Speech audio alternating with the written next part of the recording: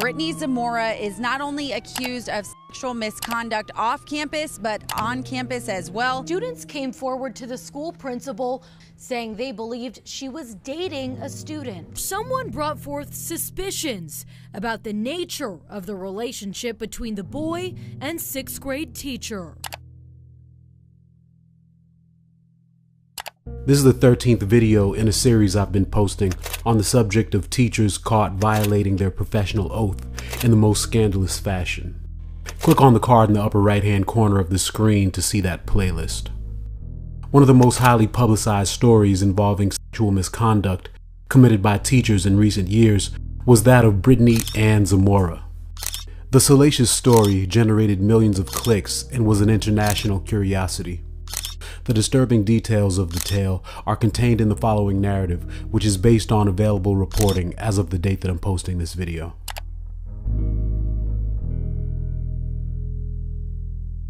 On March 21st of 2018, administrators with Las Brisas Academy in Goodyear, Arizona, contacted the Goodyear Police Department reporting the abuse of a 6th grade student by a teacher.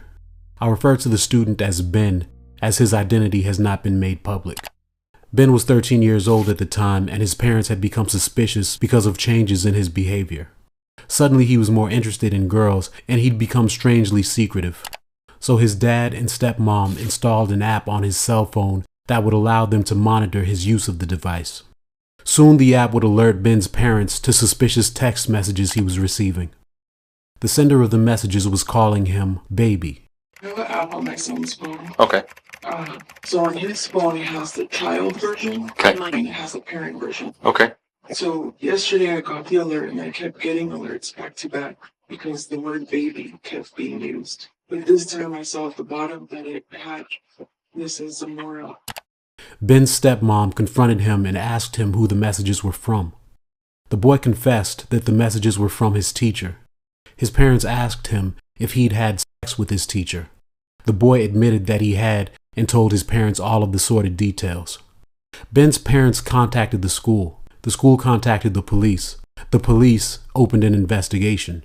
During the course of the police inquiry, it was revealed that the 6th grade teacher in question, 27-year-old Brittany Zamora, began enticing young Ben via text.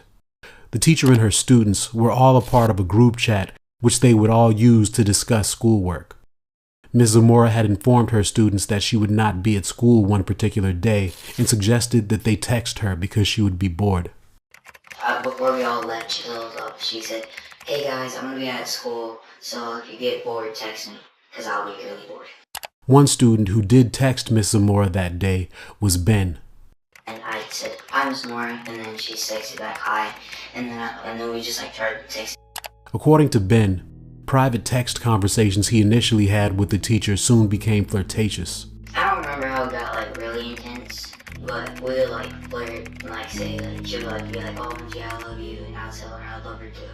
And then she would talking about how she wanted to do stuff with me, and I'll tell her that I wanted to do that too.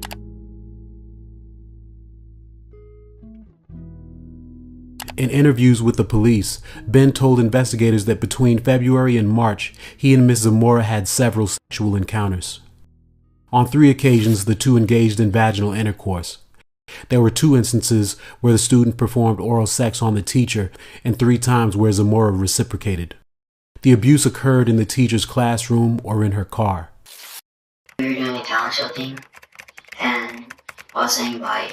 Me and my friend were about to walk, and I was saying bye, and then I grabbed my backpack, and my friend was messing with her computer, and then she was kissing me and everything, and she was like, "You want to go in?" And I was like, "What?" And she was like, "You want to go in?" I was like, "Sure." And then the same thing, I didn't take my pants off or anything, but she was wearing me dress, so she just pulled her underwear to the side, and then I was in there for a minute, and then I was like, "Alright, I gotta go."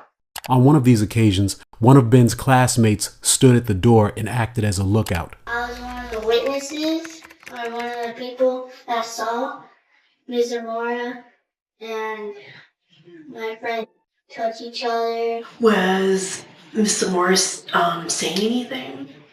No, they're just doing it. It was very uncomfortable. So that's why the second day they're doing stuff. I just left the room. Miss Zamora and Ben once even sexually fondled one another in the back of the classroom while oblivious students watched an educational video. The predator and the minor would speak on the phone late at night, and on 2 occasions, the sneaky teacher drove over and met up with the youngster to perform sex acts on him in her car. The boy says Zamora would call him in the middle of the night and twice snuck out and met her in her car for sex acts. On one of these occasions, Miss Zamora reached out to Ben at midnight, drove over to his grandparents' home where the boy was, and then waited for him to sneak out. Yeah, we were like texting, and then we were like texting, and then I told her that I was at my grandparents' house, and she said, "Let me come over." I said, "LOL," and then with like laughing, and I put heart emojis, and she's like, "No, I'm serious." I was like, "Okay," but before that, we called before. So she came over, and I went into her car though. Like, she parked at the other end of the street, and she said, "Okay, I'm here," and then I just walked outside. The pair also traded nude photos, Ben told investigators. The boy told police that there was one other student who was aware of the abuse. Police spoke with this other boy, who said that he witnessed Zamora and the victim having sex. It appears Zamora may have had some interest in grooming this other boy as well. The witness claimed that Miss Zamora promised him that that summer she would send him nude photos and asked him questions about his genitalia. And Ms. Zamora asked me if my thing was uncircumcised or circumcised, and I didn't know what that means. So Ms. Zamora went on her phone and looked up uncircumcised and circumcised. He says Zamora never went beyond inappropriate remarks with him. And she hasn't touched me. Ben told police that he wasn't sure how things between he and his teacher became so intense. Police reports show how Zamora manipulated young Ben. There was a girl that Ben liked. Somehow Miss Zamora found out about his crush and told him that he couldn't talk to this girl. She told him that if he dated the girl, she would get other girls to beat her up. Police would discover an abundance of evidence of Miss Zamora's inappropriate and illegal behavior, including electronic communications between her and Ben, in which the woman declares that if she could quit her job to have sex with the victim all day long, she would. In another message, she tells the victim that she wants him every day with no time limit.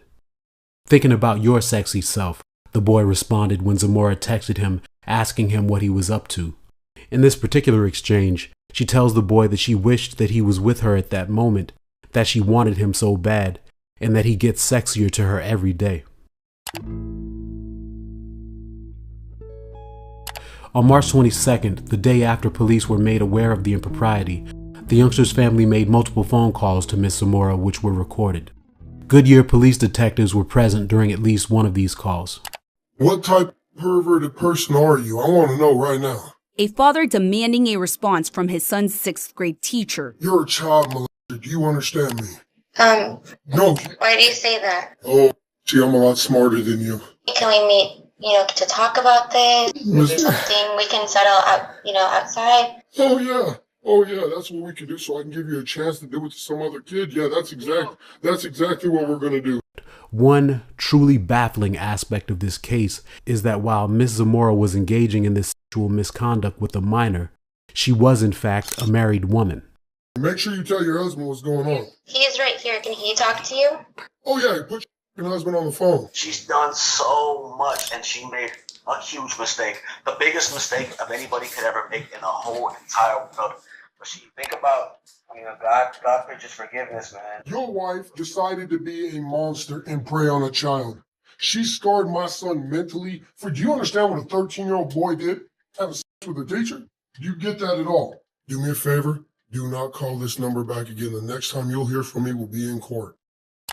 But the husband, Daniel Zamora, did call Ben's dad again, begging the angry father not to contact the police and inviting the man to meet up with him so that the two of them could settle the matter amongst themselves.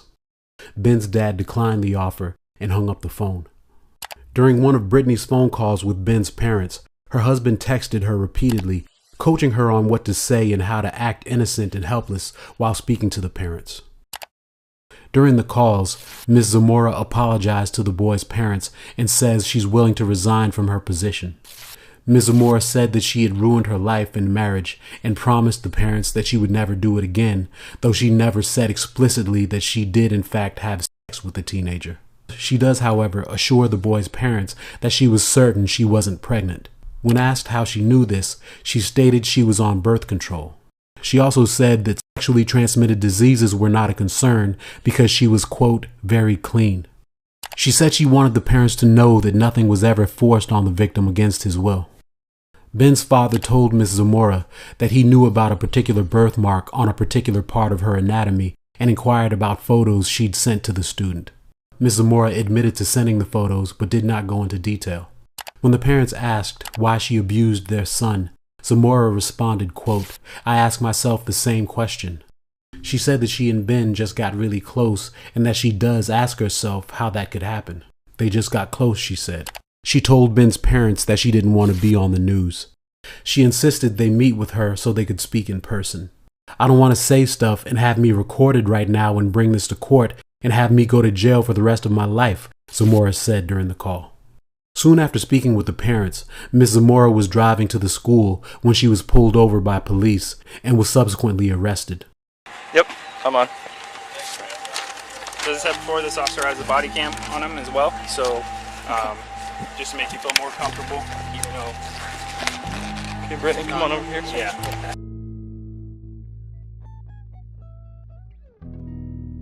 Brittany Ann Zamora was charged with 15 felonies, including 8 counts of sexual conduct with a minor, 2 counts of child molestation, and 1 count of transmitting obscene material. Speaking with a detective, she invoked her Fifth Amendment privileges and declined to answer questions about the case. At her first hearing, she asked the court commissioner for leniency in setting her bond, saying that she would love to be released so that she could go home and see her husband. I'd love to go home to my husband. Her bond was set at $250,000 and the woman remained detained. Several weeks before the arrest, Ben's classmates began to gossip about the overly friendly relationship between he and Miss Zamora. There was word that the two were dating and that the boy had even gotten the woman pregnant. These rumors reached the ears of school administrators. 3 female students sent a written statement to the school principal advising him of what they referred to as issues concerning the pair. The principal dismissed these worries, however, after conducting a half-hearted investigation. I had those 3 students come forward in early February. Okay. They gave me a written statement, and I started investigating. I pulled multiple students and asked some questions, and didn't really get a lot of information. I got a lot of, that she favors him, he gets away with more things than other kids. Of the 3 girls who sent the written statement, the principal only spoke to one. The principal, Tim Dickey, had a good working relationship with Zamora. She had previously been a teacher at Littleton Elementary School, where Dickey had previously been a principal.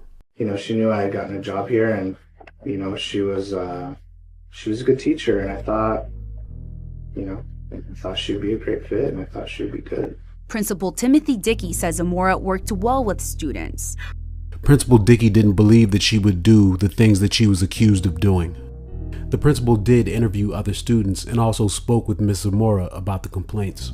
The teacher told the principal that it was Ben who gravitated toward her. She said that she didn't know how to address the matter without hurting the kids' feelings.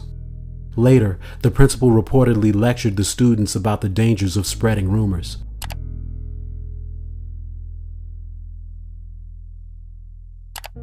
In January of 2019, the victim's parents filed a lawsuit against the Liberty Elementary School District and Zamora's husband, claiming they knew about the teacher's misconduct more than a month before parents discovered the abuse. The lawsuit also alleges that the district is liable because much of the sexual misconduct happened during school hours or on school property. The family sought $2.5 million in damages. Subsequently, Ben's family settled with Brittany's husband for an undisclosed amount. A lawyer representing the family in the matter said that Ms. Zamora's misconduct devastated young Ben's family. The lawyer said that the ordeal affected Ben individually, it affected the family dynamic in his home, and it affected his behavior and his schooling. The lawyer said furthermore that the scandal disrupted the family's living situation, uprooted his family, and forced them to move. In June of 2019, 16 months after her arrest, Zamora pleaded guilty to sexual conduct with a minor, attempted molestation of a minor, and public sexual indecency. At her sentencing hearing in July, the disgraced ex-teacher spoke to the court and apologized to Ben's family. I want to start off by apologizing to the victim and his family. I'm sorry for any undue stress or pain that I may have caused. I'm ashamed of my actions and am completely remorseful and truly regret what took place. My actions were completely out of character for me. As an adult and teacher, I am meant to set an example and I did not follow according to that expectation. Character witnesses spoke on her behalf, attesting to her good character, her kindness, and selflessness. They told the court about Brittany's struggles with self-esteem and about the damage caused by her father when he abandoned the family when Brittany was only 13 years old. Ben's family read victim impact statements in which they described the damage and distress they'd been caused by Ms. Zamora's behavior. At the conclusion of the hearing, Brittany Ann Zamora was sentenced to serve 20 years in prison for the crimes of which she'd been convicted. She was given credit for 478 days' time served. Following her sentencing, during a press conference, her lawyer read a statement from the convict in which she deflects blame and complains about the unfairness of her trial process. After going through the court process for the last 16 months, I can truly say that I have been unfairly treated. It was made clear to me that the state had already made their decision well before I was given a chance to prove my innocence in any way, shape, or form. I am here to tell you that I'm not a monster the media has projected me to be. She was then transferred to the Arizona State Prison at Perryville. The following year, in May of 2020, from behind bars, Brittany Zamora filed for divorce from her husband, Daniel. The woman is scheduled to be released from prison in the year 2038. She will then be 47 years of age. What's up, you guys? Thanks for tuning in. Thanks for liking. Thanks for subscribing. Thanks for commenting. Special thanks to all of you who are returning viewers. I really appreciate you guys coming through and giving me a little bit of your time and attention. I couldn't do this without you. Hope all is well with all of you. See you in the next one. Peace.